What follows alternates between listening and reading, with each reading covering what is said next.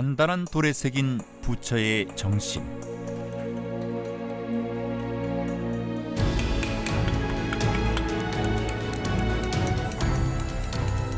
위대한 유산 화엄석경, 그 천년의 비밀을 밝히다.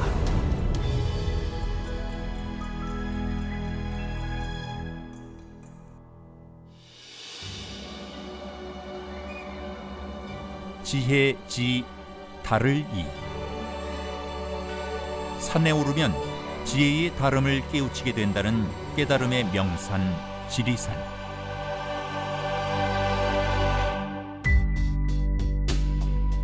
지리산 자락에 위치한 화엄산은 1500년의 유구한 역사와 수많은 문화유산을 보유하고 있는 한국 불교 문화의 중요 사찰이다.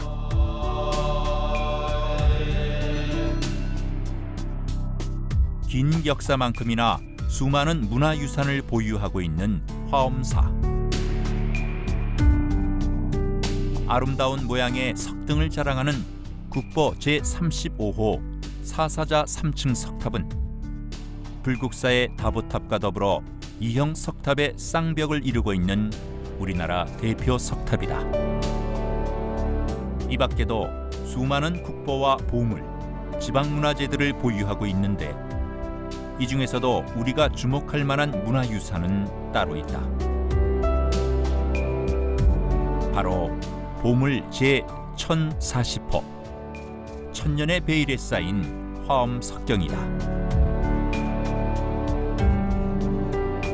화엄석경은 화엄경을 돌에 새긴 것으로 창림사의 법화석경, 칠부람의 금강석경과 함께 통일 신라시대의 유물로 알려져 있다. 안타깝게도 지금은 파편으로 남아있지만 현재 남아있는 몇 안 되는 8세기 석조 기록물로서 그 가치가 크다. 화엄석경이 당시 이제 화엄경 중에서 60화엄경을 판본으로 하고 있기 때문에요. 60화엄경에 대한 내용들을 우리가 이해할 수 있고, 당시 이제 남아있는 글자라든지 이런 것들이 없기 때문에 당시 필체라든지 이런 것들을 우리가 쉽게 이해할 수 있는 자료를 제공하기도 하고요. 또 화엄석경의 변상들을 통해서 당시 시대적인 그림 상황이라든지 그리고 수준들을 알 수 있는 귀중한 자료가 되고요. 가느다란 선으로 화려하게 그려놓은 변상도, 그리고 동형 반복을 피해 새긴 글자들이 눈에 띈다. 실제로 화엄석경을 살펴보면 단순히 불경 보존의 목적뿐만 아니라 심미적인 부분까지 신경 썼다는 것을 확인할 수 있다. 서예에서 가장 중요하게 생각하는 게 동형 반복을 하지 않는다는 건데, 이 지금 한 판인데 이 안에 그 개자가 세 개가 다 다른 모양으로 쓰여 있죠. 여기는 이렇게 파임을 펼쳤으면 여기는 이렇게 점으로 마무리를 해주고, 여기는 이제 아예 모양을 좀 바꿔서 쓰고, 이런 식으로 굉장히 수준 높은 서예가들이 썼다. 그리고 글씨에 대한 미감이 굉장히 높은 분들이 썼다라는 걸 확인할 수가 있어요. 그렇다면 파편으로 남은 화엄석경의 원본은 어떤 모습이었을까? 국보 제67호 각황전. 이곳 각황전터에는 의상법사가 670년에 건립했다는 장육전이 있었지만 안타깝게도 임진왜란 때 불타버렸다. 지금의 각황전은 1702년에 숙종이 각황전이라는 현판을 내려 다시 세워졌다고 한다. 현재 지금 보여져 있는 각황전이라는 그 정각이 원래는 장육전입니다. 거기에 벽면에 전부를 2층까지를 화엄경을 전부 양쪽 구멍을 뚫어서 다 매달아서 이렇게 벽면을 이렇게 장식한 경우라 할 수 있습니다. 화엄석경은 글씨체가 수려하고 화려하고 또 정갈하면서도, 근데 그런 것을 청석 납석에다가 저렇게 세밀하게 조각할 수 있었을까? 16,000여 점의 파본으로 지금 현재 남아있긴 합니다만, 그 파본들이 그 갖고 있는 역사적 가치라든가 문화적 가치, 또 불교사적 가치가 어느 것보다 뛰어나다고 할 수 있겠습니다. 임진왜란으로 소실된 화엄 석경을 제대로 수습하게 된 것은 1960년대. 그 뒤로 무려 60여 년이 흘렀지만 여전히 화엄 석경의 진짜 모습은 오리무중이다.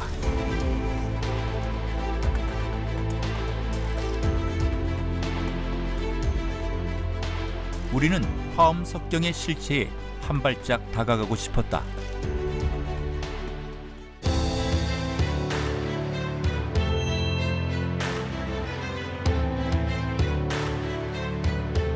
(40여 년의 내공을 가지고 있는 장인에게 부탁해 화엄 석경을 재현해보기로 했다.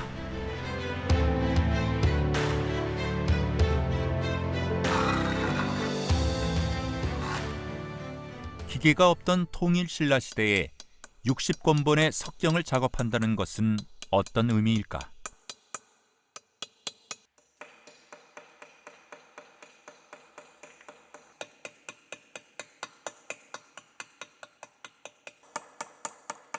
한 땀 한 땀 글자를 새기는 장인의 섬세한 손끝에서 우리는 신라시대 석공들의 정성과 노력을 떠올릴 수 있었다.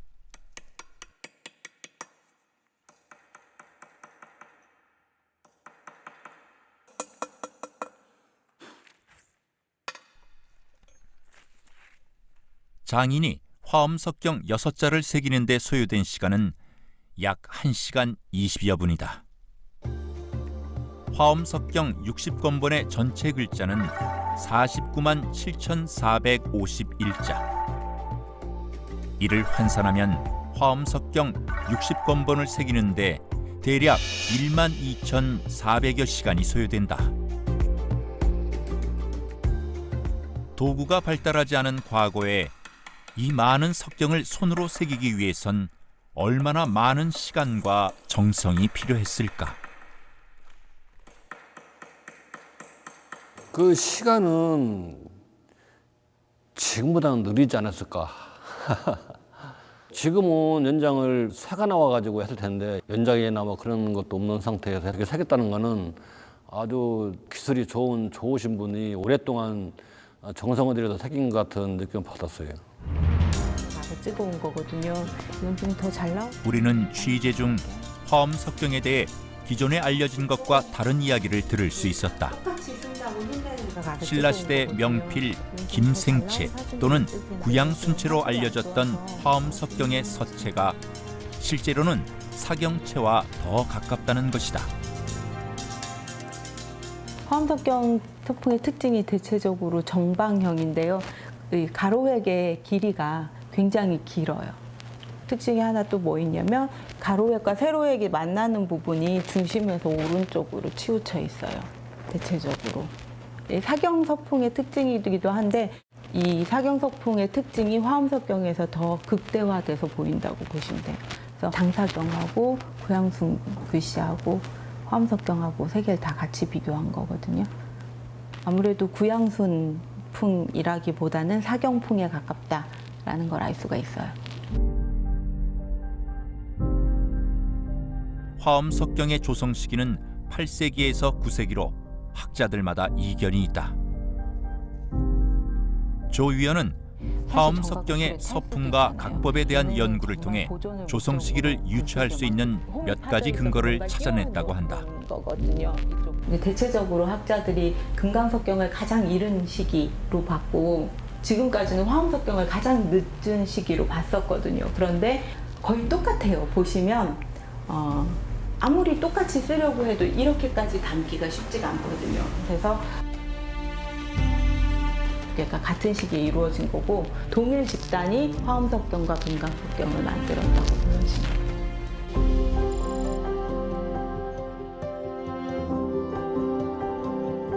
우리는 화엄 석경과 장육전의 관계에 대해서도 흥미로운 이야기를 들을 수 있었다. 사병벽을 두르고 있으면요. 화엄 석경이 단순한 장엄을 위한 것이 아닌 장육전의 건축 부재로 사용됐다는 것이다. 활용 안 하고 여부 이 문제가 있기 때문에 화엄 석경에 남아 있는 약간의 건축 부재 흔적들이 있습니다. 그러니까 밑단에 기역자 홈이라든지 그리고 난 다음에 구멍이라든지 이런 것들을 통일신라 시대에 나오는 석조 유물 중에서 일부 홈이 있는 요소들은 반드시 외부에 쐐기홈이라든지 은장이라든지 이런 것들을 삽입하기 위한 용도로 사용되고 있고요. 돌을 그만큼 얇게 가공한다는 건 상당한 어려움이 따릅니다. 그 와중에 돌 중간중간에 홈을 판다는 건 반드시 건축적 부재를 혼합하기 위해서 그 돌들을 팠다라고 생각하시면 됩니다. 화엄 석경은 위쪽 구멍에 나무를 끼워 벽면에 고정하고 위아래 네모난 홈과 측면 홈에 나무를 맞춰 연결하는 방식으로 벽체를 이뤘을 것으로 추측된다.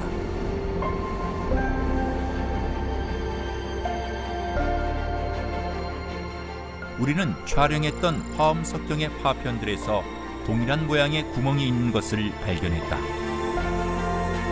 석경에 남아있는 일자 모양의 홈과 기역자 모양의 홈이 바로 그것이다.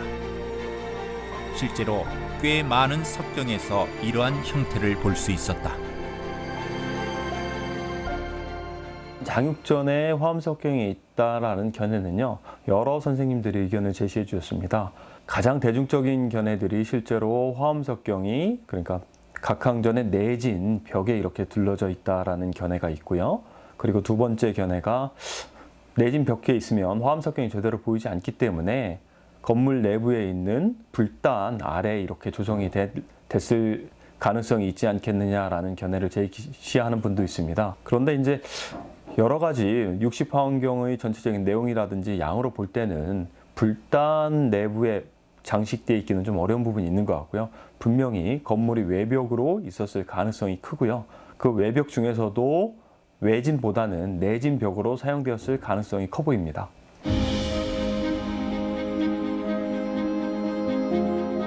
불교가 극성했던 통일신라 시대와 고려 전반기를 풍미했던 우리나라 고대의 불교 건축에서 일반적으로 건물의 내부 공간은 외진부와 내진부로 구성되어 있다. 외진부란 맨 바깥쪽 기둥열과 그 바로 안쪽 기둥열 사이의 공간을 말하며 주로 내부에서의 이동 시 동선으로 활용되며 불전에서 예불 할 때는 불상주의를 돌 때 활용되는 공간이다. 내진이라는 것은 바깥 기둥이 아니라 안 기둥, 안에 돌아가는 기둥, 그 안을 내진이라고 그러고, 그러니까 내진이라는 것은 중심부, 외진이라는 것은 그 내진 둘레로 돌아가는 공간, 그걸 외진이라고 그래.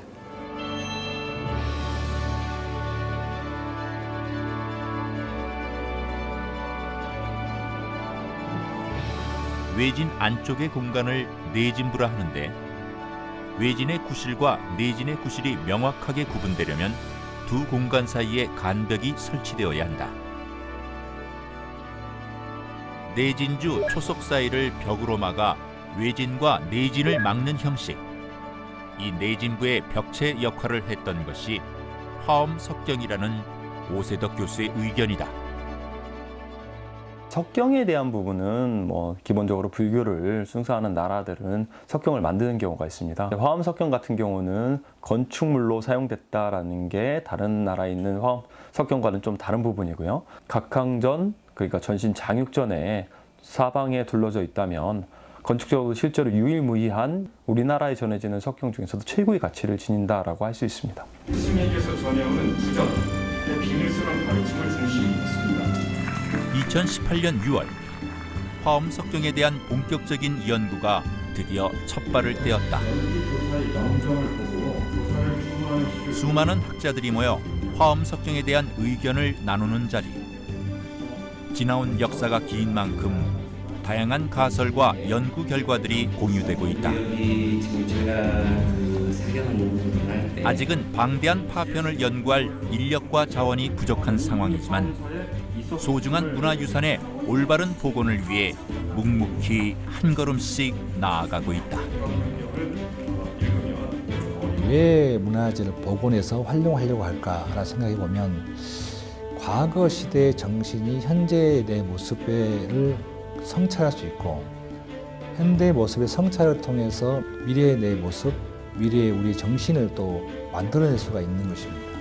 그러기 위해서는 석정 그대로를 복원해보는 것이 중요하다 생각을 합니다. 더불어 행복하고 같이 사랑하고 같이 자비할 수 있는 화엄 정신을 화엄 석정의 복원 작업을 통해서 석정의 정신을 국민들과 같이 공유하는 것이 가장 중요하지 않겠나 생각합니다.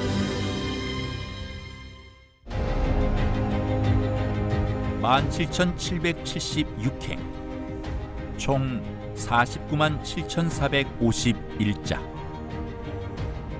화엄 석경을 나타내는 수치는 헤아릴 수 있으나 그 안에 담긴 수많은 이야기와 가치는 헤아릴 수가 없다. 화엄 석경에 새겨진 호음은 단순한 글자가 아니다. 그것은 땀과 정성으로 만들어낸 우리 민족의 혼이 담긴 기록이자 역사이다.